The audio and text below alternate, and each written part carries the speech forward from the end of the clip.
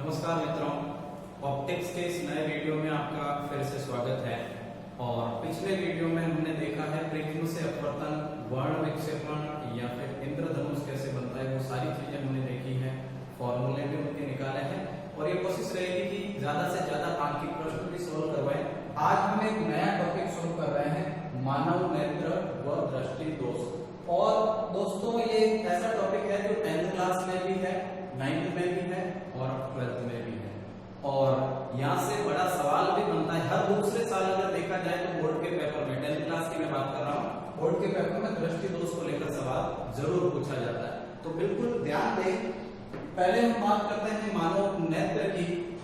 तो ये मानव नेत्र की संरचना आपके सामने पड़ी है और आप लोगों को अच्छे से पता है कि मानव नेत्र में आगे की तरफ ये जो लेंस है, आप इसकी संरचना देखकर ही बता सकते हैं कि ये उत्तल लेंस है। यानी मानव नेत्र में उत्तल लेंस व्यवस्थित होता है, एक लचीला लेंस हम जिसे कह सकते हैं, बिल्कुल लचीला होता है ये। और दूसरा, ये एक दृढ़ पटल जैसे आवरण में व्यवस्थित रहती है सारी कुछ संरचना। यानी ये दृढ़ पटल हम सबसे बाहर वाली सतह को कहेंगे जो इसे सुरक्षा देती है, सिक्योरिटी इसकी करती है। और उसके बाद दूसरे नंबर पे अगर देखें तो पीछे की साइड रेटिना होता है। और रेटिना जैसे कि पर्दा आपने देखा होगा, एक सामने प्रोजेक्टर और पीछे पर्दा, तो वो पर्दे के रूप में काम करता है प्रतिबिंब बनाने के लिए। और इस रेटिना में ही एक चीज और शामिल है, पीत बिंदु। ये क्या होता है?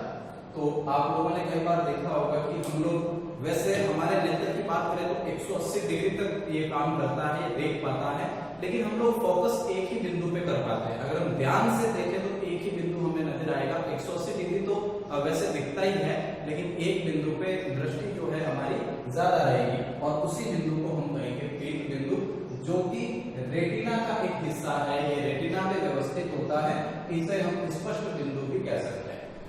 दूसरी बात, लेंस का ये बाहर वाला भाग जो आप देख रहे हैं एक पारदर्शी भाग होता है और इसे हम कॉर्निया कहते हैं।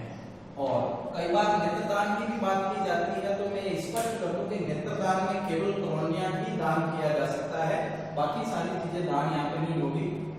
उसके बाद अगर हम बात करें इस कॉर्निया की और कॉर्निया और ये लेंस, तो इन दोनों के बीच एक द्रव भरा होता है, जलीय द्रव। नाम से स्पष्ट हो रहा है कि ये भी एक पारदर्शी माध्यम जैसा ही है, तो जलीय द्रव इसके बीच में भरा होगा।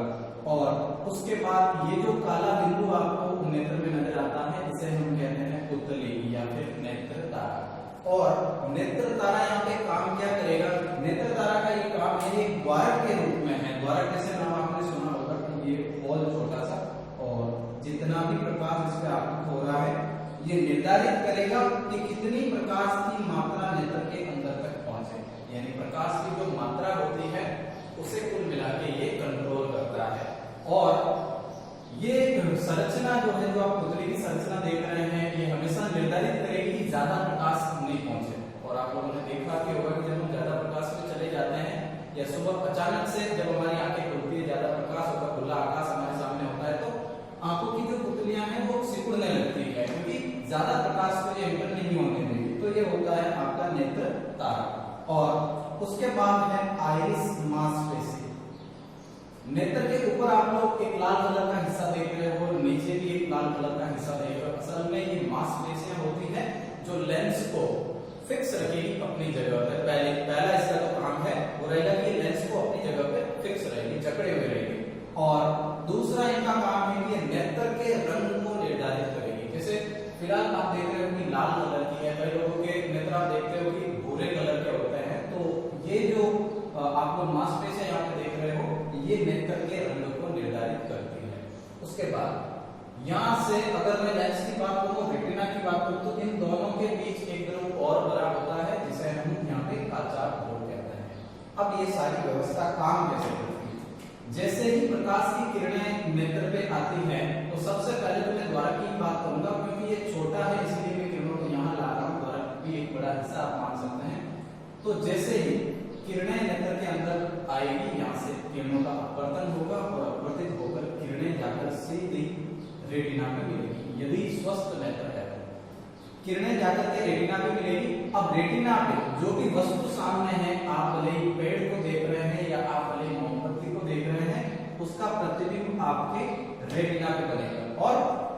रेटिना में जो भी प्रतिबिंब बनता है, ये बात हमें पता तब भी चल चुकी थी कि भाई उत्तल लेंस है, जो कि अवतल लेंस से बनने वाले प्रतिबिंब तो उल्टे बनते हैं।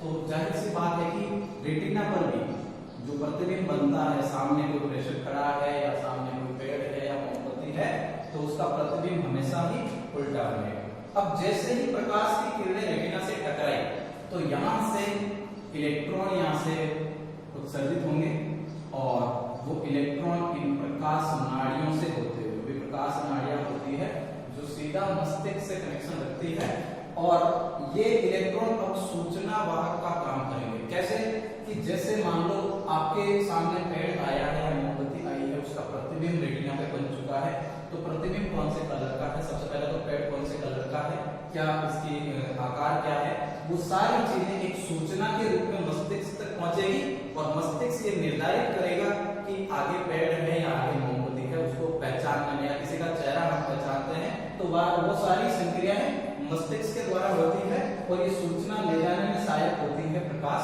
नाड़ी। तो ये हमारे नेत्र का महत्वपूर्ण रूप से काम होता है। आपको इसके डायग्राम पर भी ध्यान देना चाहिए। और अगली बात कि एक नेत्र का दृष्टि क्षेत्र, अगर हम एक नेत्र को बंद रखें और दूसरे का दृष्टि क्षेत्र देखें तो वो होता है 150 डिग्री, यानी कि 150 डिग्री के आसपास होता है। और यदि दोनों नेत्र की दृष्टि क्षेत्र उनका देखें तो वो होता है 180 डिग्री। किसी भी कैमरे से ज्यादा होता है, 180 डिग्री को देख सकता है हमारा नेत्र, एक कुदरती संरचना जिसे हम कह सकते हैं। और एक इस बात का ध्यान रखिए कि नेत्र में केवल कोर्निया दान किया जा सकता है, अन्य किसी अंग का दान नहीं कर सकते। तो ये कुल मिला के है मानव नेत्र।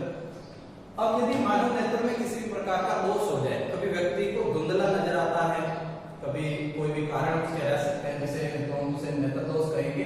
कैसे कि बढ़ती उम्र के साथ या अन्य कारणों से, कहीं चोट वोट लगने से या बढ़ती उम्र के साथ या फिर खान पान उचित नहीं है, तो वो सारे कारण रहते हैं जिससे व्यक्ति को धुंधला दिखाई देने लगता है। अब उसकी दृष्टि स्पष्ट नहीं रही है और तब हम कहेंगे कि इसे नेत्र दोष हो गया है, इसके नेत्र स्वस्थ नहीं है। अच्छा, नेत्र दोष दो प्रकार के होते हैं, एक तो निकट दृष्टि दोष और एक दूर दृष्टि दोष। अब कई बार इनके नाम में कंफ्यूज रहता है। निकट दृष्टि दोष तो आपको इस तरीके से याद करना है कि निकट की दृष्टि तो है, निकट दृष्टि दोष लिखा हुआ है, लेकिन याद क्या करोगे कि निकट की दृष्टि तो है और बाकी दोष है, बाकी मतलब दूर का दोष है, ठीक है। और दूर दृष्टि दोष में आप याद रखोगे कि दूर की दृष्टि तो है और बाकी यानी कि निकट वाला क्या है दोस्तों। इसको इस रूप में याद रखें, थोड़ा सा उल्टा यहाँ पे हो जाता है कई बार नाम को लेकर, लेकिन आप बिल्कुल इस रूप में याद रखेंगे कि निकट की दृष्टि है और बाकी सारे दोष है। तो मैं बात करता हूँ पहले यहाँ निकट दृष्टि दोष। ऐसा नेत्र दोष जिसमें व्यक्ति को निकट का तो स्पष्ट नजर आता है, निकट का तो उसे आसानी से दिख जाएगा, परंतु दूर की वस्तुएं दिखाई नहीं देती है, गलत हो जाएगा। नहीं बोलना है, हमें ये बोलना है कि दूर की वस्तुएं धुंधली नजर आती है। तो इस बात का ध्यान रखें, अगर निकट दृष्टि दोष हो रहा है तो उस व्यक्ति को दूर की वस्तुएं दिखाई नहीं देगी, ये बात गलत हो जाएगी। व्यक्ति को दूर की वस्तु धुंधली नजर आएगी, आपको इस रूप में लेना है। और कारण क्या रहेगा? कारण यहाँ पे महत्वपूर्ण है कि लेंस की मोटाई बढ़ जाने से। अच्छा, नेत्र में जो लेंस व्यवस्थित है, उत्तल लेंस की मैं बात कर रहा हूँ, तो यदि खान पान की वजह से उस नेत्र की मोटाई बढ़ जाती है, वो पहले से ज्यादा मोटा हो जाता है, तो निकट दृष्टि दोष होता है। कंसेप्ट को समझिए, एक पतला लेंस आपके सामने है, जैसे ये पतला लेंस, ये पतला लेंस है। अब यदि पतले लेंस की वक्रता त्रिज्या की मैं बात करूं तो सबसे पहले वक्रता त्रिज्या निकालने के लिए मेरे को इन दोनों पृष्ठों को आगे बढ़ाना होगा, गोल करना होगा। तो यदि मैं इसको ऐसे गोल करूं तो एक बड़ा वृत्त यहाँ पे बनेगा। और मैंने बोला लेंस की मोटाई बढ़ जाती है, खान-पान सही नहीं है, ये लेंस की मोटाई बढ़ गई, चलो लेंस मोटा हो गया। तो अब आप देख सकते हैं कि एक मोटे लेंस का घेरा, ये जो आप देख रहे हो वृत्त, ये कम होगा। पतले लेंस को अगर आगे बढ़ाएं तो एक बड़ा वृत्त यहाँ पे बनेगा और मोटे लेंस को आगे बढ़ाएं तो एक छोटा वृत्त बनेगा। अच्छा, वृत्त ही छोटा हो गया, मतलब साफ है कि इसकी वक्रता त्रिज्या भी क्या हो गई? कम हो गई। लेंस की मोटाई बढ़ गई तो वक्रता त्रिज्या क्या हो गई? कम। और हमें पता है कि वक्रता त्रिज्या r = 2f फोकस दूरी और वक्रता त्रिज्या में ये संबंध होता है, तो मतलब साफ है कि यदि लेंस की मोटाई बढ़ी तो उसकी वक्रता त्रिज्या भी बढ़ गई, और वक्रता त्रिज्या बढ़ गई, वक्रता त्रिज्या घट जाती है। जैसे ही वृत्त कम हुआ, इसकी मोटाई बढ़ गई तो वक्रता त्रिज्या घट गई। अच्छा, वक्रता त्रिज्या घट गई तो उसकी फोकस दूरी भी घट गई, और हमें पता है कि जब फोकस दूरी घट गई तो लेंस की समता को हमने देखा है कि वो व्युत्क्रमानुपाती होती है फोकस दूरी के, ठीक है, इनवर्सली प्रोपोर्शनल होती है लेंस की समता के। तो यदि फोकस दूरी घटी तो मतलब साफ है कि इसकी जो समता है वो बढ़ गई, और यदि लेंस की समता बढ़ गई तो अब वो किरणों को पहले से ज्यादा अपवर्तित करेगा। यानी पहले मान लो ये 30 डिग्री से किरण अपवर्तित हो रही थी नेत्र में, ऐसा हम मान के चलते हैं कि 30 डिग्री से अपवर्तित हो रही है, लेकिन हमने बोला कि लेंस की समता क्या कर गई है, फोकस दूरी घटी है, तो लेंस की समता बढ़ गई। समता बढ़ गई तो ये ज्यादा इसको अपवर्तित करेगा, यानी 30 डिग्री के बजाय 45 डिग्री इसको अपवर्तित करेगा, और यदि 45 डिग्री अपवर्तित करेगा तो किरणें रेटिना पर नहीं बल्कि रेटिना से पहले ही मिल जाएगी। और चूंकि रेटिना पर प्रतिबिंब नहीं बना है, रेटिना से पहले बन गया, तो अब तो बात स्पष्ट है कि स्पष्ट प्रतिबिंब नहीं बना है तो आदमी को धुंधला ही दिखाई देगा। तो हम कहेंगे कि निकट दृष्टि दोष आदमी को हो गया है। फिर से एक बात समझिए कि यदि लेंस की मोटाई बढ़ी तो इसकी वक्रता त्रिज्या घट गई। वक्रता त्रिज्या और फोकस दूरी में तो डायरेक्ट संबंध होता है, तो वक्रता त्रिज्या घट गई मतलब फोकस दूरी भी घट गई, और फोकस दूरी घटी तो समता बढ़ गई, और समता बढ़ी तो पहले के बजाय ज्यादा किरणों को ये क्या करेगा, ज्यादा अपवर्तित करेगा, और ज्यादा अपवर्तित करेगा तो किरणें झुकेगी और रेटिना से पहले ही मिल जाएगी, और हम कहेंगे कि निकट दृष्टि दोष हो गया। अच्छा, इसका निवारण किस तरीके से करना है, दोष तो हुआ है, लेकिन निवारण किस तरीके से करना है वो भी जरा समझ लीजिए। जैसे पहले जो किरणें यहाँ पे आपतित हो रही थी वो किरणें निकट ही मिल गई है, तो अब हमें ये चाहिए कि दोनों किरणों के बीच की दूरी को बढ़ाया जाए। यदि हम दोनों किरणों के बीच की दूरी को बढ़ा देंगे तो ऑटोमेटिक आगे जाकर के मिलेगी, और बीच की दूरी बढ़ाने में कौन सा लेंस प्रयुक्त होता है ये भी आपको पता है। जैसे हमने देखा है कि अवतल लेंस को यदि लिया जाए तो अवतल लेंस किरणों को फैलाने का गुण रखता है, और अब ये क्या करेगा, पहले के बजाय किरणों को फैला देगा, यानी ऊपर भेज देगा ये किरण यहाँ पे, और अब ऑटोमेटिक किरणें कहाँ जाकर मिलेगी, रेटिना पे मिलेगी। और यहाँ ये जो दूरी है, इस दूरी को डॉक्टर जो है लेंस के मतलब नंबर से उसको फिक्स करता है, तय करता है कि भाई कितना बढ़ाना है, कितना आगे लेना है या फिर कितना पीछे रखना है। तो किरणों को फैलाने के लिए अवतल लेंस काम में आता है, तो निकट दृष्टि दोष के निवारण के लिए कौन सा लेंस लेंगे, अवतल लेंस। क्यों लेंगे, क्योंकि वो किरणों को फैलाता है, और फैलाने के कारण जाकर के रेटिना पर मिलती है। तो ये रहेगा निकट दृष्टि दोष और इसका निवारण। अब दूर दृष्टि दोष की हम बात करते हैं। एक ऐसा नेत्र दोष जिसमें व्यक्ति को दूर का तो स्पष्ट नजर आता है, लेकिन निकट की वस्तुएं उसे धुंधली दिखाई देती है, और ऐसे दोष को हम क्या कहेंगे, दूर दृष्टि दोष। तो यहाँ डायग्राम में आप देख सकते हैं कि यदि दो प्रकाश की किरणें इस तरीके से यहाँ हो रही है, और वो जाकर यदि रेटिना के बाद मिले, दोनों किरणें रेटिना के बाद मिले, तो प्रतिबिंब भी रेटिना के बाद बनेगा, और ये प्रतिबिंब रेटिना के बाद बना मतलब व्यक्ति को कैसा दिखाई देगा, धुंधला।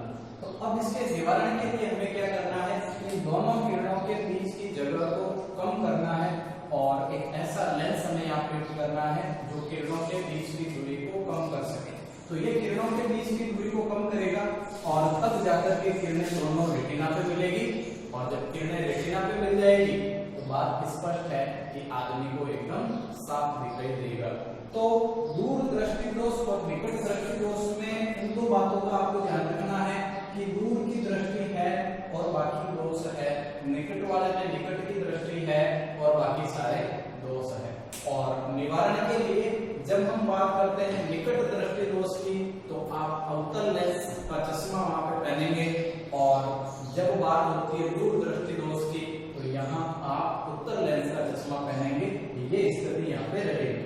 और उसके बाद एक और छोटा सा दोष बच जाता है जिसे हम कहते हैं जरा दृष्टि दोष। और इस बात का ध्यान रखें कि जरा दृष्टि दोष में व्यक्ति को निकट की वस्तुएं भी धुंधली नजर आती है और दूर की वस्तुएं भी धुंधली नजर आती है, या आप यूं भी कह सकते हैं कि जब व्यक्ति को निकट दृष्टि दोष भी हो जाए और दूर दृष्टि दोष भी हो जाए तो हम कहेंगे कि जरा दृष्टि दोष है। ये दोनों स्थितियां साथ में रहेगी।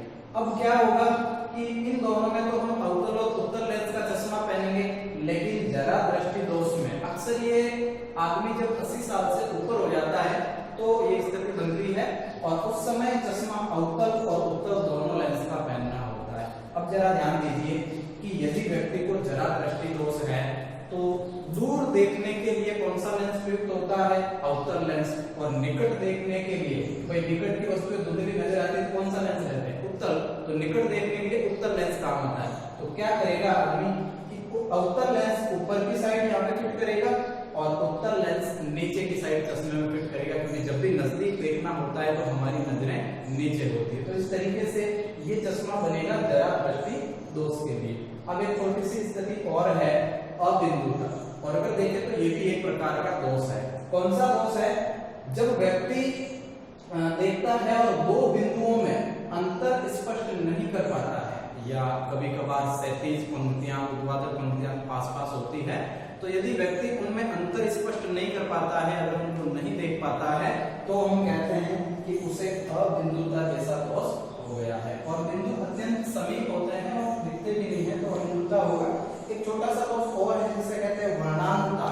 यहाँ वर्ण का मतलब कलर से है और ये दोष तब होता है जब वो कलर को देख नहीं पाता है, उसे जो है कलर में विभेदन वो कर नहीं सकता है, तो वो वर्णांतता कहलाती है। कलर से साथ साथ नजर आते हैं, फीके हल्के या ऐसे।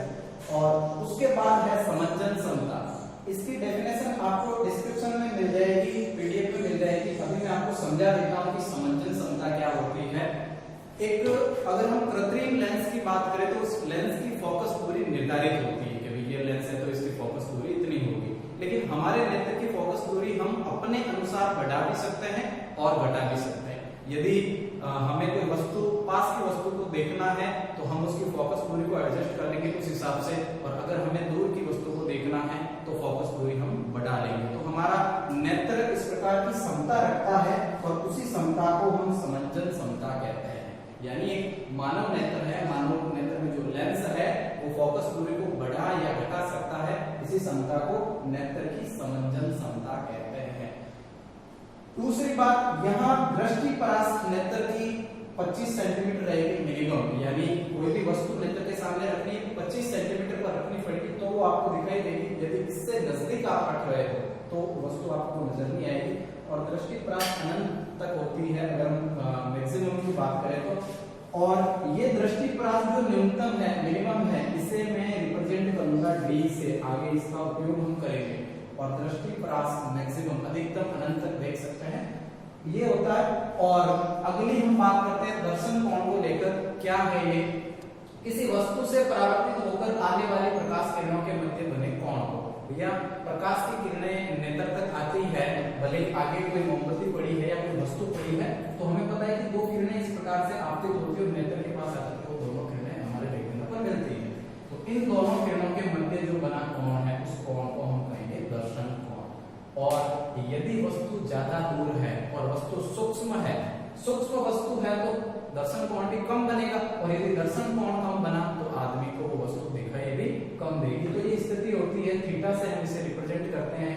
मैं मानता हूं कि कोई वस्तु पड़ी है x दूरी पे, नेत्र के सामने x दूरी पे कोई वस्तु पड़ी है और वस्तु की ऊंचाई h है, तो यहाँ थीटा दर्शन कोण मेरे को निकालना है। अगर मैं tan थीटा की बात करूं तो लंब बटे आधा या h कोण क्या हो जाएगा x, और यदि थीटा अति सूक्ष्म है तो h बाई x हो जाएगा। ये फॉर्मूला रहेगा दर्शन कोण निकालने के लिए, आगे इसका उपयोग भी हम करेंगे। फिलहाल आप ये समझिए कि प्रकाशिक यंत्र की आवर्धन क्षमता क्या है। हालांकि हम आवर्धन क्षमता को पढ़ चुके हैं डिटेल में, लेकिन एक प्रकाशिक यंत्र बोले तो जैसे सूक्ष्मदर्शी होता है, माइक्रोस्कोप वगैरह, तो वो वस्तुओं को बड़ी करके दिखाते हैं। और वही प्रकाशिक यंत्र, उनकी अगर आवर्धन क्षमता देखें तो उसे निकालने में यंत्र से देखने पर बना दर्शन कोण थीटा, यंत्र से जब आप देख रहे हो तो कितना दर्शन कोण बनता है, और केवल आंख से उसे देख रहे हो तो कितना दर्शन कोण बनता है, उन दोनों के अनुपात को उस यंत्र की आवर्धन क्षमता कहेंगे, ये होगा इसमें। और अगर प्रकाशित यंत्र को देखें तो ये सूक्ष्मदर्शी सबसे पहला हमारा रहेगा। सूक्ष्मदर्शी एक ऐसा प्रकाशित यंत्र जो सूक्ष्म व छोटी वस्तुओं के प्रतिबिंब को बड़ा करके दिखाता है। छोटी वस्तुओं का जो प्रतिबिंब है उसे बड़ा और आवर्धित करके दिखाता है, स्पष्ट करके दिखाता है। और सूक्ष्मदर्शी इसे कहेंगे। और ये दो प्रकार का भी होता है, एक तो सरल सूक्ष्मदर्शी और दूसरा संयुक्त सूक्ष्मदर्शी। नाम से पता चल रहा है सरल है, मतलब ये वाला सूक्ष्मदर्शी धातु की रिंग बनी रहेगी और उसके बीच में एक उत्तल लेंस फिट किया हुआ होगा और एक हैंडल धातु का होगा उसे पकड़ने के लिए। और ये जो सरल सूक्ष्मदर्शी है, मैं बात कर रहा हूँ उत्तल लेंस की, तो इसमें उत्तल लेंस इस तरीके से व्यवस्थित होता है, हम ऐसा मान सकते हैं इसे। यहाँ माने इसकी फोकस पूरी ये वाली। तो जब भी आप इससे किसी वस्तु को बड़ा करके देखते हैं तो हम इस तरीके से इसको एडजस्ट करने की कोशिश करते हैं। वो क्या है, एडजस्ट करने की कोशिश इसलिए करते हैं कि हमने प्रतिबिंब पढ़ रखे हैं कि जब भी फोकस दूरी के बाद पड़ी होगी वस्तु, फोकस और ओ के बीच, तो एक किरण समांतर जाएगी और वो फोकस से गुजर जाएगी इस तरीके से, और दूसरी किरण ओ से जाएगी, वो भी गुजर जाएगी इस तरीके से। यदि इन दोनों किरणों को पीछे बढ़ाया जाए तो यहाँ कहीं ये मिलेगी, और जहां मिलेगी वहां इसका प्रतिबिंब बनेगा और एक बड़ा प्रतिबिंब बनेगा। तो इसलिए हम क्या करते हैं, इस हैंडल को पकड़ करके फोकस दूरी को एडजस्ट करने की कोशिश करते हैं। उद्देश्य ये रहता है कि जो वस्तु है वो फोकस और ओ के बीच रहे, और जब भी बीच रहे तो यहाँ पे प्रतिबिंब बड़ा बनेगा, आवर्धित बनेगा और सीधा भी बनेगा। तो ये सरल सूक्ष्मदर्शी इस रूप में काम करता है। उसके बाद है संयुक्त सूक्ष्मदर्शी। जब सूक्ष्मदर्शी दो मिला दिए जाए, भाई प्रतिबिंब को यदि और आवर्धित करना है और बड़ा बनाना है तो दो लेंसों का संयोजन करवा दिया जाएगा और उसे हम कहेंगे संयुक्त सूक्ष्मदर्शी। पढ़ेंगे इसे डिटेल में, लेकिन फिलहाल के लिए इतना ही। और मैं ये आग्रह भी करूंगा आप लोगों से कि आप वीडियो को पूरा देखें, चैनल को लाइक करें, और यदि कोई सवाल भी है आपके ऑप्टिक्स से रिलेटेड तो आप कमेंट बॉक्स में जाके उससे पूछ भी सकते हैं। हम पूरी कोशिश करेंगे जवाब देने की। Thank you.